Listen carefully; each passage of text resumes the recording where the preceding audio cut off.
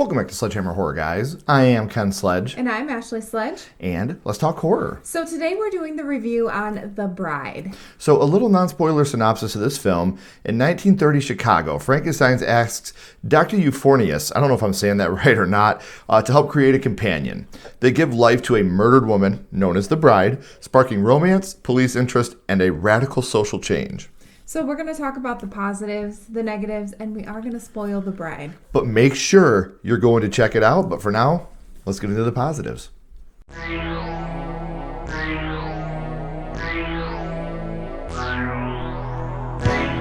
So some of our positives, Jessie Buckley and Christian Bale, they did phenomenal. Holy Their chemistry shit. together was phenomenal. The unhinged moments, Jessie Buckley especially, Christian Bale, MVP. yes, he did phenomenal. He was great. I loved him. I felt for him. But Jessie Buckley, This is her movie. this is such her movie. She did so good. And I literally want to be like a revolutionist and fucking put some black lipstick on. And yeah. She makes you want to follow her lead. And she's just, oh my God, I can't say enough good things about her in this role. And the way she switches. We'll talk about that in the spoilers, though. We will. Visually beautiful. Mm-hmm. This movie is fucking gorgeous. It really does look like it is back in 1930 Chicago. Yes. And New York when they get there. And Niagara Falls. I saw a waterfall. It looks like it really does look. So whoever did the cinematography. Yes, phenomenal. You were perfect. The practical work is also awesome. You know, we like practical over CGI. There's 2 kills that I was just like, yeah, wow. It looks really great. And it couldn't happen to 2 better people. Yeah. But they were doozies. Yeah, they were something. There's some real funny moments in this movie too. Mm-hmm. There were moments that genuinely made me laugh out loud. Mm-hmm. And I love that. When a movie like this that has this type of serious so dark. And it's dark, yeah. it really worked for me. There's some feminist overtones in this movie. It's not subtle. It's not, and I fucking love it. It's amazing. Even when we have I don't want to spoil this. I'm not going to say this in this part. I'll talk about this later in our spoilers. But just it definitely, as a woman, it definitely makes you feel a type of way. And a lot of times, Frank, and I don't want to get too deeply in the spoilers, he lets her do it. He lets her figure it out for herself. He doesn't always have to protect her. And I love that. Absolutely. I absolutely love it. This is a fucking fantastic love story. From beginning to end, going through the roller coaster of what is love. Yeah. If you've never hated your partner, you've never been in love. We love the fuck out of each other. Yeah, we really, really love each other. And as much as it is a love story, it's like a modern day tragedy. Yes. It's a love story and it's tragic and it's like the Romeo and Juliet of love stories. They pull on your heartstrings a lot in this movie. They really do. There's so many emotions going into watching this movie with, like he said, pulling on your heartstrings, like the proudness of being a woman and what this movie is. I can't speak saying. to that, but I have daughters, I have a wife, yeah. I have a lot of female friends, and this should empower you and make you proud to be a female. As well as the anger, it really angers you in parts. I went through a lot of different emotions with this movie. Can't wait to hear the people call it woke.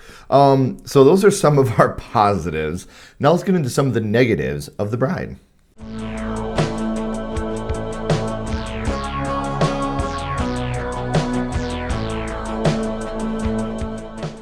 So some of our negatives, a lot of extended dance scenes, they could have been cut out. Some of the dance scenes you need. Yeah. You need some of them.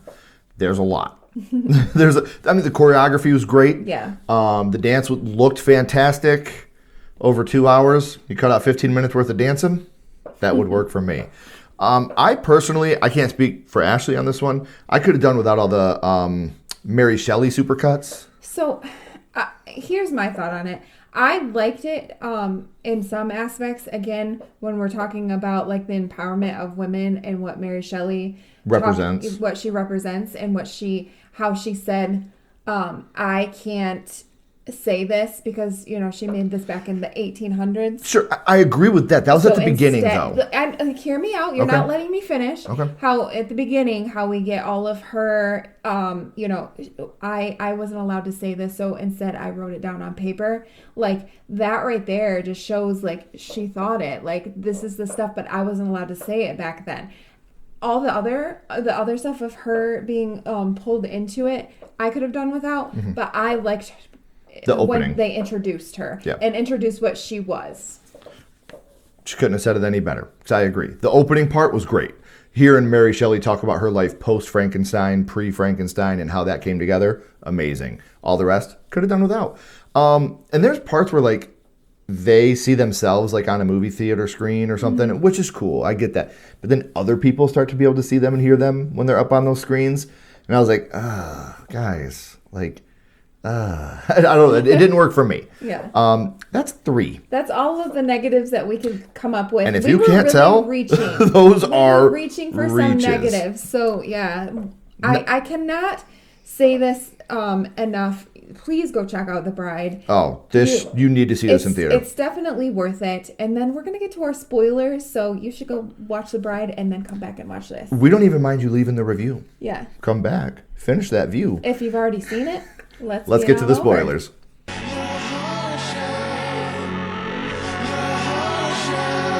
All right, guys, so we're going to start spoiling the film now.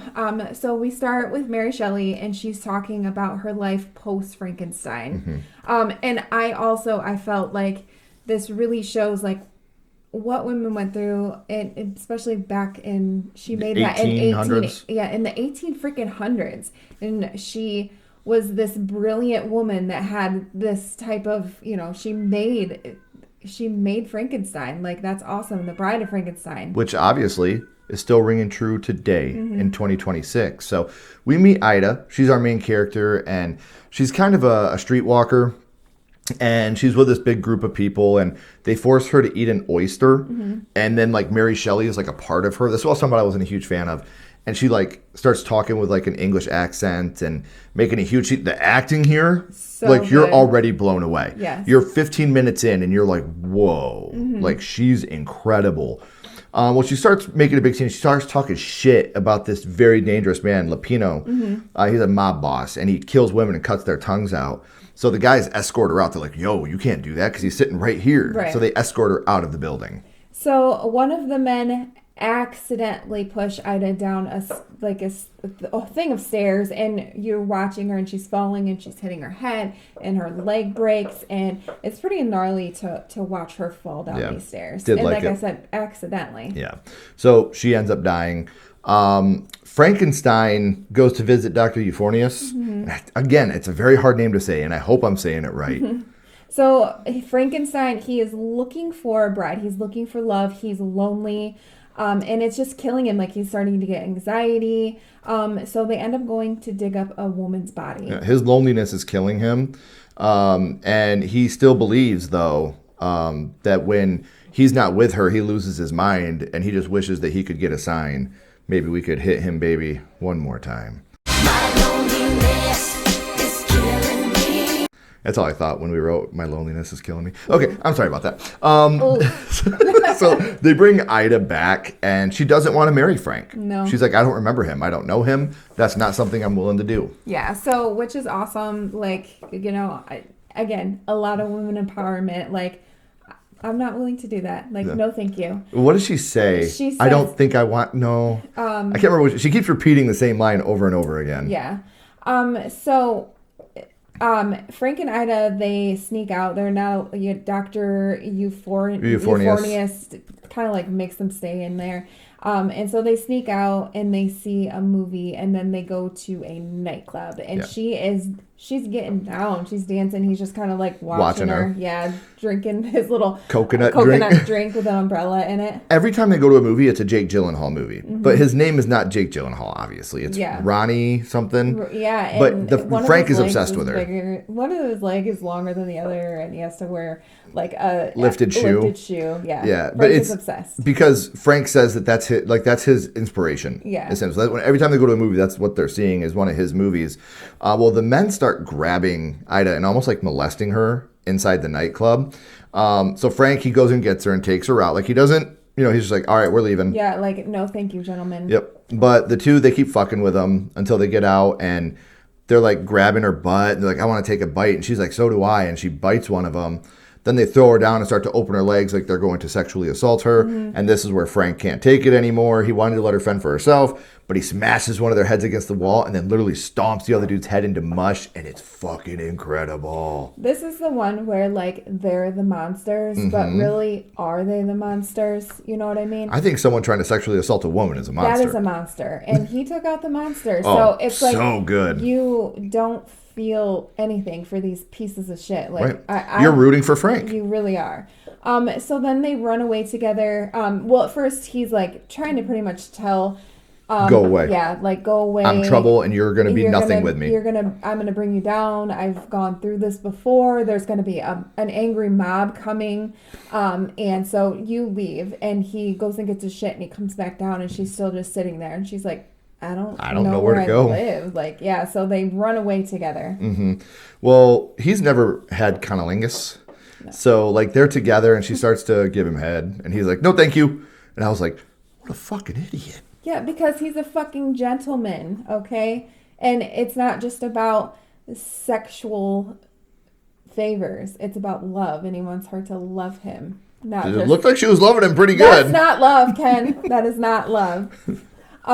So we cut to these two detectives, and they're hot on the trail. They're following them. You see the aftermath of what Frank did. And someone, we didn't say this either, someone took a picture of the two of them when they're in that alley. And so they're trying to figure out, like, where they are, who they are. They go to a theater, and there's a couple making out in front of them. This is another part that I love. The guy's obviously trying to get a little too handsy with his date, and she keeps saying no, no, no, no, no. So finally, the bride gets up and smacks him, and she's like, knock it off. Like, then she says some really, really dirty stuff, which I was like, hell yeah. She does. That was awesome. And then everybody recognizes them, obviously. They're the killer monsters. They're the killer monsters. Yeah, the motherfucker that kept going, the real monster here is anytime your date, a woman, a man, and anybody you're with says no the first time, done. I don't care if it's your wife.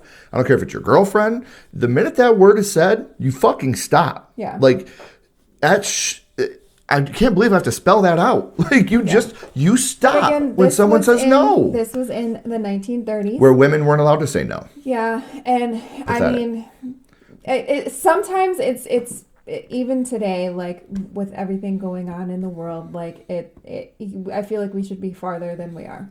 You are not lying, my love. But what did make me laugh about this? I smiled when Ashley said it a little bit ago.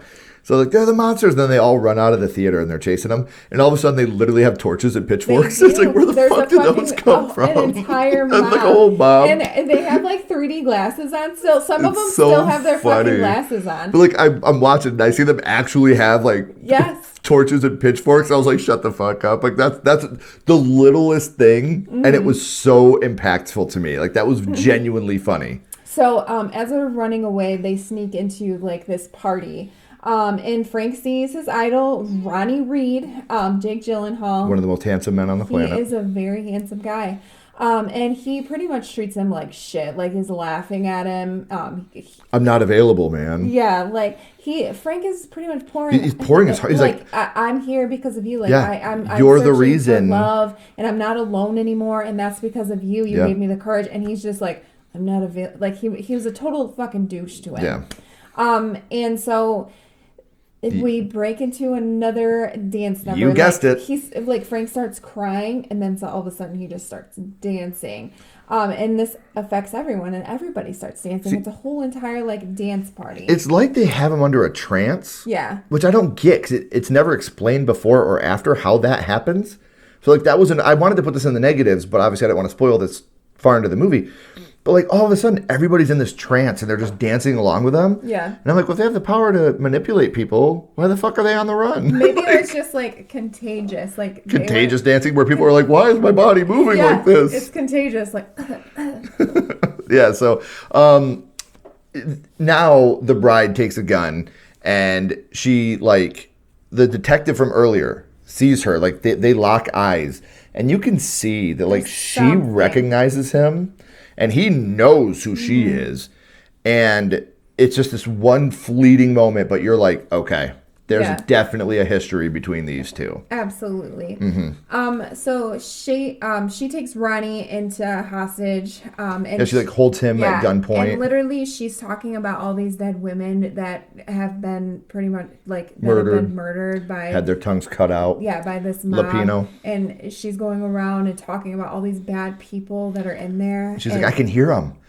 I'm going to talk for the dead because I can hear what they're saying. Yeah. And she's like, I want to have a brain attack. Yeah. And you're like, brain attack. Brain attack, baby. So a cop starts to come up on her and she shoots him. And she like freezes. Like she didn't shocked, and she didn't mean to. So Frank jumps into action. He jumps up and grabs the chandelier and pulls it down and breaks it. I know, so much singing tonight. It's all the dancing in this movie. It's got me singing. So yeah, he pulls it down. It breaks all over the place. Everything goes all dark. the lights go out, so they're able to get out of the building. So after this, they're like all like hyped up. And they do it. They be doing it.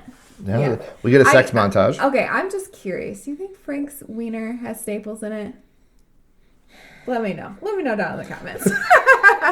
Yeah. Hashtag Frankenstein stapled wiener. So the bride has started a revolution now called Brain Attack. And it's women all over the country that are painting their faces up like the bride, and they're taking it and they're sticking it to men. The black, the black veil that she had on. Yeah, literally a lady's humping a car. Like it's the Brain Attack revolution, and again, I think this part is absolutely amazing. So now we cut to Lapino, and he's talking to his guys at like a lunch, and he wants his guys to actually go and get Ida and cut her tongue out. The dude's like, we already took care of it. And he's like, and he pulls a gun out, and they're all laughing. He just shoots him in the fucking face. Like wipes his blood off, goes back to eating his soup. You look at the other guy, he's like, okay, I want you to go take care of it. And the guy's like, yes, sir. Yeah. Thank you, sir. I got you, boss. I'll go do it right now. Yeah. So the two, they end up getting pulled over by this officer, and he's a nasty motherfucker. And he tells Penelope, Ida, whatever you want to say, to get out of the car. And he starts like patting her down and like touching her breast and like pulling up her dress. Grabbing her butt. Yeah. And like he's like saying all these riddles to her as he's doing it. And he then gets her down on the ground and like tries to essay her. And Frank shoots him like through the windshield. Yep. And shoots him. Well, he didn't get her down to the ground. No, he had her was bent like over. Bent over. She was bent over onto the car, and Frank shoots him through the windshield. He tried to wait as long as he could. Yeah. He tried to let her handle it. But as a husband, I can tell you there's only so much you can take before you have to intervene. So then the officer's partner gets out and shoots the bride in the shoulder. And so obviously Frank takes him out, and she says that you have a dirty mouth, like, and that he needs his tongue bit out. And she literally bites his tongue out of the mouth. So awesome. It's gory. It's awesome. You definitely feel that she's getting her revenge on this piece of shit. Mm-hmm. So then as they're running away, they run into that detective from earlier, and he calls her Ida. And now they know each other. Because he knows her name, obviously. Right. And like they lock eyes, and like he's trying to like calm the situation down. But his partner comes up and ends up shooting Frank in the stomach. So the bride shoots him in the foot, and they run off together. And she's like, "You dirty fucking cop!" Yeah. You know, like, but now they do know each other. Yes. So now she knows now that Frank's been lying to her. Like, her name isn't Penelope. Obviously, her name is Ida. And he never proposed to her. Yeah. Like, he didn't know her before all this. Before, she was asking, like, how did you propose? Like, how did you do it? Like, what was the ring like? What did we do afterwards? And he's just, like, feeding her all these lies.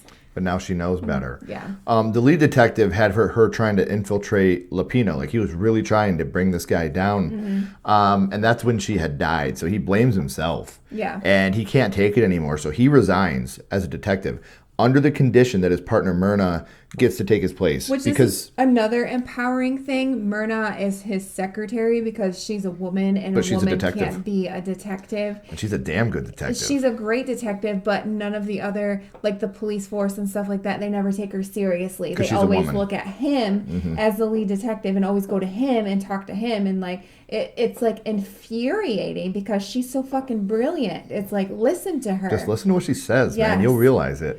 So they go into a drive-in movie theater, and Frank comes clean about everything to her, like every fucking thing. And she says now her name is just the bride. Yeah. That's it.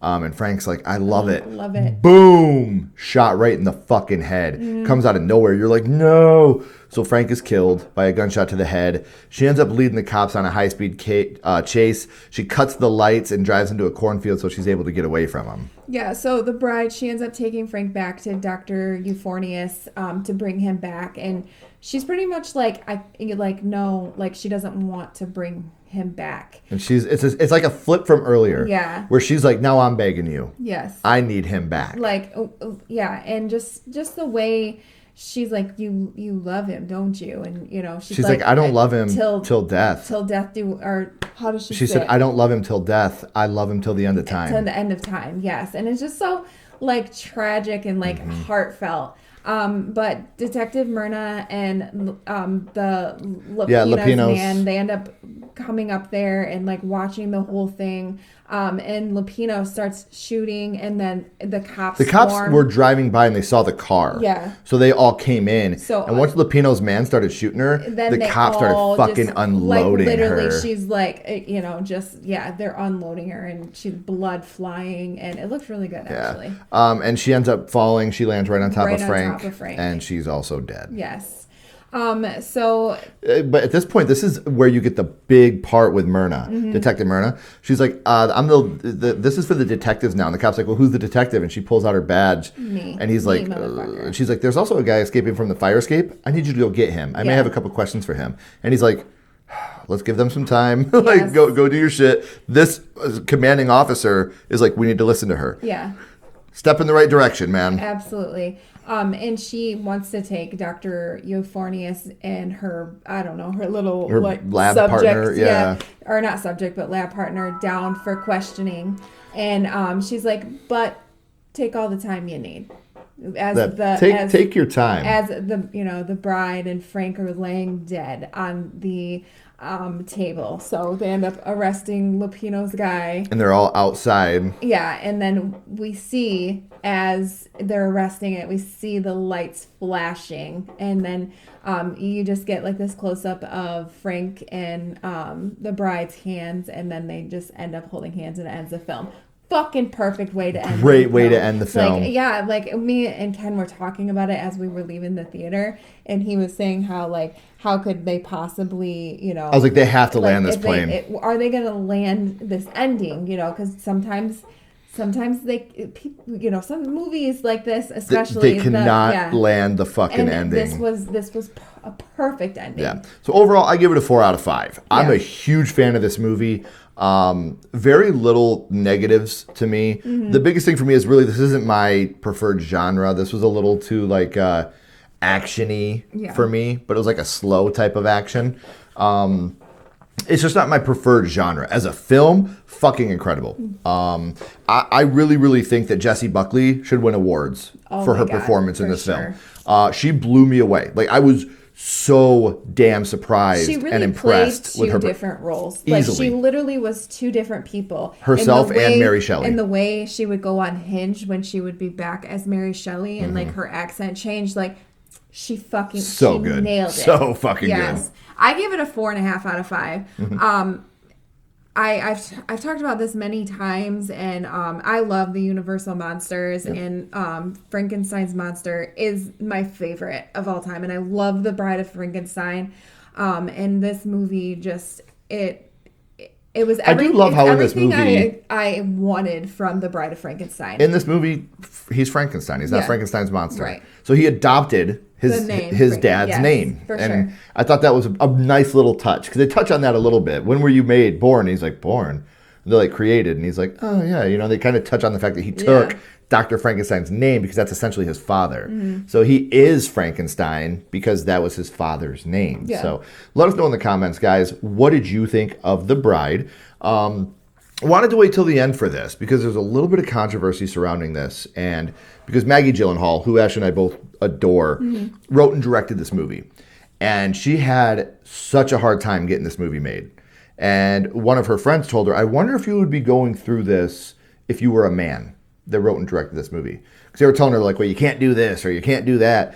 And it shows what she was saying in the movie is still true today. That's when I was talking about it earlier. Like, this movie was back in the 1930s, but yet we're still dealing with shit like this 100 years later. The 20th fucking century. Like, what do you mean? Like, when are you going to see that women are brilliant, that we are equal? And they can make the same type of things as men. They could talk the same way as men. Yes. It's. I don't understand why a woman being sexual is still taboo. And if you don't believe me, I will link the article down below where they talked about that. I feel like that's very important to know what Maggie went through trying to create this film and all the different times that the studio was trying to get her to cut things or do things differently because it was too sexually violent. And we've seen way worse. Absolutely. You know, and most of the sexual violence was from men in this film. And that's what they're saying. Like, would you feel the same way if a man did this? Yes. You know, and that's a very fair point. So, like I said, let us know in the comments. What do you think about everything that we've talked about with The Bride? Would you like to see them try to continue this in a sequel? Because we've gotten plenty of sequels before, and it does end on an open ending, so we could possibly get one. So let us know in the comments what you guys think. If you haven't already, please like, comment, and subscribe. It does help build the channel more than you know. And follow Sledgehammer Horror on social media. Those links are in the description as well. But until next time, keep talking horror. Stay who you are. And we'll see you guys soon. Bye, guys.